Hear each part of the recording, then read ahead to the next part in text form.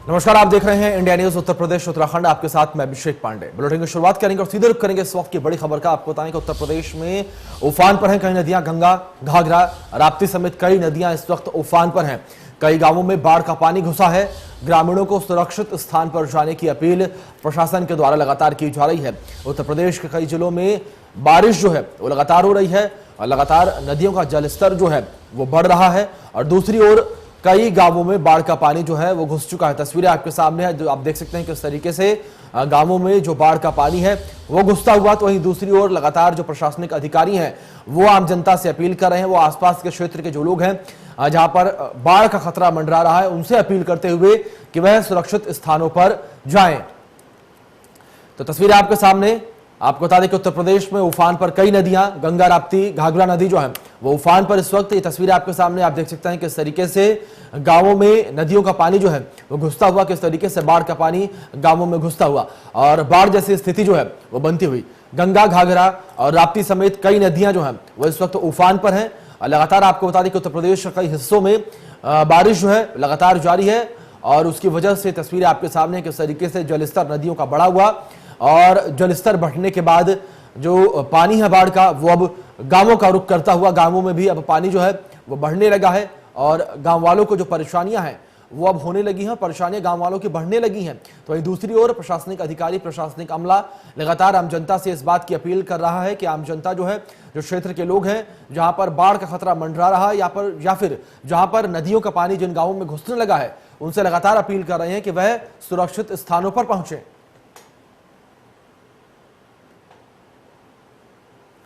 तो इसी बीच हमारे सहयोगी सुशील कुमार गोरखपुर से लाइव जुड़ गए हैं हमारे साथ इस खबर पर अधिक जानकारी के साथ। सीधे उनका रुख कर लेते हैं। सुशील, सबसे पहले तो आपसे जानना चाहेंगे कि गोरखपुर में कैसे हाल है और गोरखपुर के कौन कौन से गांव इस वक्त बाढ़ की जद में आ चुके हैं?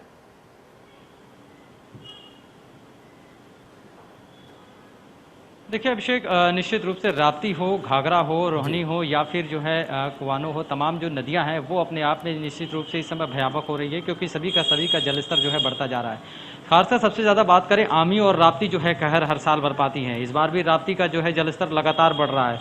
अब ऐसे में महज 2 फीट ही जो है खतरे के निशान से नीचे बह रहा है और हर 2 घंटे 3 घंटे पे इसके जलस्तर को आकलन भी किया जा रहा है।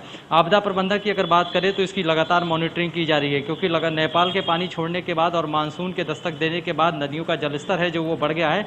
और आलम यह है कि जो अब कई जगह गाँव में के अंदर ये पानी घुस गया है, खेतों में पूरी तरह से जो है राप्ती का पानी है और कटान होने की वजह से जो कई संपर्क मार्ग है उस पर पानी चढ़ रहा है। तो ऐसे में अब ज़्यादा दिन नहीं, अगर इसी तरीके के स्तर रहे और जलस्तर में इसी तरह वृद्धि होती रही तो महज 2 से 3 दिनों के अंदर कई गांव इसके जद में आ जाएंगे और लोग अभी से अब जो निचले स्तर पर रहने वाले जो लोग थे, ग्रामीण थे, वो अब बंधे का सहारा ले रहे हैं, बंधे पे अपना टेंट लगा रहे हैं और धीरे धीरे अपने आप को महफूज करने की कोशिश कर रहे हैं। फिलहाल पुलिस प्रशासन की भी पूरी तरह से इस पर नज़र है और प्रशासन पूरी तरह से कवायद किया हुआ है कि अगर इस तरह की कोई चीज़ें आती हैं तो उससे तत्काल निपटा जाए। डीआरएफ से लगाए एसडीआरएफ को भी, टीम को भी पूरी तरह से अलर्ट किया गया है और बाकायदे आपदा प्रबंधक हर 2-4 घंटे पे इसको अपडेट कर रहा है कि जलस्तर किस तरफ से बढ़ रहा है और किस तरफ कहाँ ज़्यादा घातक हो रहा है। क्योंकि तस्वीरें इंडिया न्यूज़ ने परसों ही दिखाई थी कि किनारे के रास्ते जो बहरामपुर का दक्षिणी इलाका है वहाँ पे इतनी तेज़ धार थी, इतनी तेज़ धार था और जब गाँव वालों की माने तो कहा गया कि पूरे राप्ती का सबसे ज़्यादा गहरापन यहाँ पे है। तो ऐसे में आप सोच सकते हैं कि मिट्टी धंसती जा रही है और पानी आगे बढ़ रहा है। तो अगर इसमें कोई भी कैजुअल्टी होती है, कोई भी लगातार बाढ़ का खतरा जो है वो मंडराता जा रहा है। वहीं बहराइच से हमारे सहयोगी हमारे साथ जुड़ गए, उनका रुख कर लेते हैं। जानना चाहेंगे आपसे किस तरीके से संजय बहराइच में स्थितियां इस वक्त बाढ़ की वजह से पैदा हुई हैं और किस तरीके से जो बहराइच के लोग हैं उनको दिक्कतों का सामना इस वक्त करना पड़ रहा है?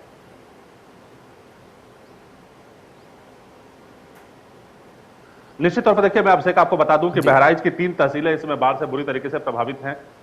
मोतीपुर, नानपारा और महसी, ये 3 तहसीलें पूरी तरीके से प्रभावित हैं। इनका पश्चिमी इलाका जो है वो पूरी तरीके से बाढ़ से घिरा हुआ है। हालांकि सबसे बड़ी बात, अच्छी बात यह है कि 2 दिनों से बारिश नहीं हो रही है, लेकिन जो पहाड़ों पर बारिश हो रही है, जो नेपाल में जो बारिश हो रही है, उसका असर यहाँ बहराइच के मैदानी इलाकों में देखने को मिल रहा है।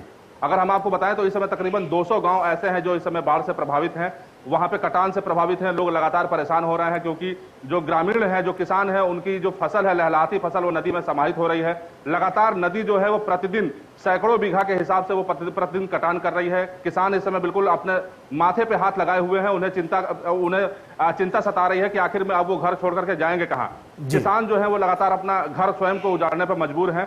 लगातार देखा जा रहा है कि जो घाघरा नदी है यहाँ पर कहर बरपा रही है। हालांकि आज की अगर मैं अपडेट की बात करूं तो इस समय एलग्रीन ब्रिज पे जो घाघरा नदी है वो खतरे के निशान को छू रही है और घूर देवी पे जो है वो मात्र 10 सेंटीमीटर नीचे है। यानी कुल मिलाकर के अगर बरसात होती रही तो आने वाले समय में हाहाकार मच सकता है बहराइच में और यहाँ पर स्थितियां बहुत ही भयावह हो सकती हैं। बिल्कुल संजय, स्थितियां जो है भयावह हो सकती हैं अगर जल्द से जल्द इनसे निपटा ना जाए। गोरखपुर रुक कर लेते हैं सुशील का। सुशील, जिस तरीके से लगातार स्थितियां जो है विपरीत बनती चली जा रही हैं, तो ऐसे में प्रशासनिक अमले का क्या कुछ कहना है पूरे मामले पर?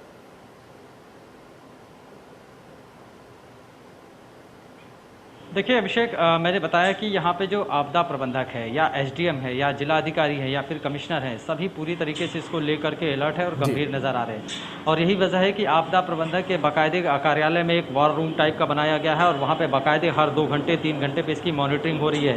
खासकर देर शाम तक इसकी रिपोर्ट भी आ रही है कि कितना जलस्तर कितने दिन बढ़ा है। यानी राप्ती अगर आज जो है 62.8 है तो कल या शाम तक होते होते वो कितना बढ़ रहा है और कल के उसके अपडेट क्या है, इसको करके पूरी तरह से कह सकते हैं कि एक वॉर रूम में एक एक पल पल की जानकारी रखी जा रही है। और बाकायदे जिस भी जगह जो है राप्ती का जलस्तर चाहे फिर आमी का जलस्तर अगर बढ़ता है, जिस भी तरफ बढ़ रहा है, तो वहाँ पे रेस्क्यू ऑपरेशन को लेकर के पूरी तरह से टीम को अलर्ट किया जा रहा है। और बाकायदे जो ग्रामीण हैं जब वो पानी को आते देख रहे हैं तो वो भी अपने आप को सतर्क रह रहे हैं और अपने आप को महफूज करने के लिए एक सुरक्षित स्थान पर जा रहे हैं। क्योंकि मैंने बताया कि जब राप्ती का जलस्तर बढ़ा है और आमी का जलस्तर बढ़ा है तो जो निचले स्तर पर रहने वाले लोग हैं वो जो है बंधे का सहारा ले रहे हैं, सुरक्षित स्थानों का सहारा ले रहे हैं। क्योंकि हर साल राप्ती और आमी का जो ये तांडव होता है वो यहाँ पे कहर बन के टूटता है और पूरे इनके खेतों को तबाह कर देता है और इनके आसियाने को अपने तिनकों में, अपने लहरों में तिनकों को बहा के लेके चला जाता है। यानी इनके सपने जो है तिनकों की तरह बह जाते हैं और ये कुछ नहीं कर पाते। हर साल इसी तरह ये त्रासदी झेलने को मजबूर रहते हैं। चूंकि वो नदियों के किनारे का जो इलाका है वो हर साल इसी तरह से इनके दंश को झेलने को मजबूर रहता है। फिलहाल प्रशासन लगातार ये कवायद करता है और निश्चित रूप से योगी सरकार ने लगातार कई जगहों पे बंदों को लेकर के एक बड़े पैमाने पे काम किया है, जिसकी वजह से इस बार वो भयावह स्थिति शायद देखने को न मिले। लेकिन फिर भी प्रशासन पूरी तरह से अलर्ट है क्योंकि वैश्विक महामारी के दौर पे बहुत काम नहीं हो पाया जितना काम बंदों पे होना चाहिए था। तो फिलहाल जो प्रशासन है वो पूरी तरह से अलर्ट है और आपदा प्रबंधक को ये निर्देश दिया गया है कि पल पल की जानकारी रखी जाए और जैसे कुछ अगर इस तरह की जानकारी मिलती है तुरंत उसको अपडेट किया जाए। जी बिल्कुल बिल्कुल सुशील। संजय का रुख कर लेते हैं। संजय, बात श्रावस्ती को लेकर करेंगे। श्रावस्ती के तराई क्षेत्रों में इस वक्त किस तरीके की स्थितियां जो है बरकरार हैं, बनी हुई हैं बाढ़ की वजह से?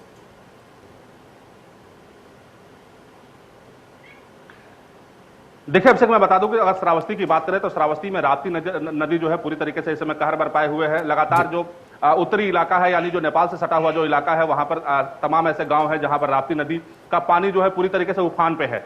जो किसान थे वो अपने खेत में पेपरामिंट की इस समय खेती लगाए हुए थे। सभी किसानों की खेती जो है पूरी तरीके से डूब गई है और इस समय किसान काफी परेशान दिख रहे हैं।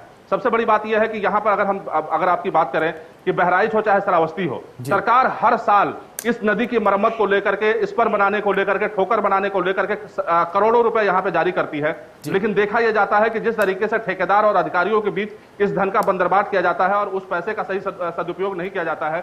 यही वजह है कि जिस समय जब जून का महीना आता है, जुलाई का महीना आता है, उस समय बाढ़ ये चरम सीमा पे आती है और चाहे वो सरयू नदी हो, राप्ती नदी हो या घाघरा नदी हो, लगातार इन दोनों जनपदों को प्रभावित करती रहती है। किसान जो है वो परेशान होते हैं, ग्रामीण जो है वो परेशान होते हैं, जो नदी के किनारे बसने वाले लोग परेशान होते हैं। लेकिन ठेकेदार चाहे अधिकारी जो होते हैं उनके मन पे कोई भी इसका मलाल नहीं होता है। वजह यह होता है कि जो बाढ़ का जो सीजन होता है वो आपदा में अवसर बनकर अधिकारियों के लिए आता है। तो निश्चित तौर पे हम ये कहना चाहेंगे कि सरकार को इस पर ध्यान देने की आवश्यकता है। जब तक सरकार जो है कठोर कार्रवाई ऐसे अधिकारियों पर और ठेकेदारों पर नहीं करेगी तो निश्चित तौर पे ऐसे ही जो ग्रामीण हैं वो परेशान होते रहेंगे। संजय बिल्कुल ठीक है आपने कि अधिकारियों पर यहाँ पर कार्रवाई की बात जो आपने कही है बिल्कुल ठीक कही है कि अधिकारी जिस तरीके से कागजों में तो सब कुछ बेहतर बताते हैं लेकिन जमीनी स्तर पर कुछ भी ठीक नहीं होता। जमीनी स्तर पर जो तस्वीरें होते हैं बिल्कुल विपरीत होती हैं। तो ऐसे में संजय आपसे ये भी जानना चाहेंगे कि जिस तरीके से इस वक्त आपने बताया कि पेपरामिंट की खेती किसानों ने की थी और उनकी खेती पूरी तरीके से बर्बाद हो चुकी है और तमाम और किसान भी जो है उनकी खेती पर काफी असर पड़ा। तो ऐसे में क्या कोई प्रशासनिक अमला, प्रशासनिक अधिकारी उन तक पहुंचा हो, उनसे बातचीत की हो और मुआवजे की कोई बात कही हो, इस तरीके कोई बात निकलकर सामने आई हो?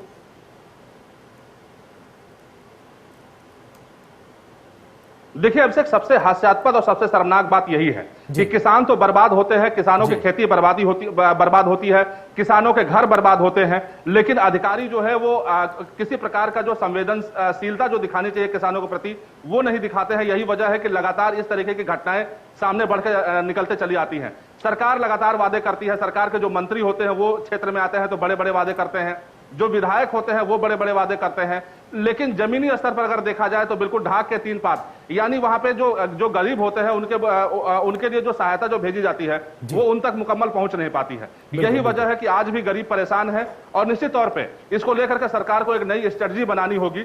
सरकार जब तक कठोर कार्रवाई ऐसे अधिकारियों पर नहीं करेगी, जो निचले स्तर के कर्मचारी हैं उन पर नहीं करेगी, तो ये जो गरीब है लगातार परेशान होते रहेंगे और इनका सुनने वाला कोई नहीं होगा। बिल्कुल बिल्कुल। सुशील, आपका रुख करेंगे, आपसे जानना चाहेंगे, जिस तरीके से सहयोगी संजय ने बताया कि हालात जो है वहां पर बेहद बेकार हैं और जिस तरीके से अधिकारियों की बात की गई तो अधिकारियों ने कागजों में तो सब कुछ बेहतर कर दिया है लेकिन जमीनी स्तर पर कुछ भी बेहतर नहीं है। तो गोरखपुर में किस तरीके की स्थितियां दिख रही हैं इस वक्त?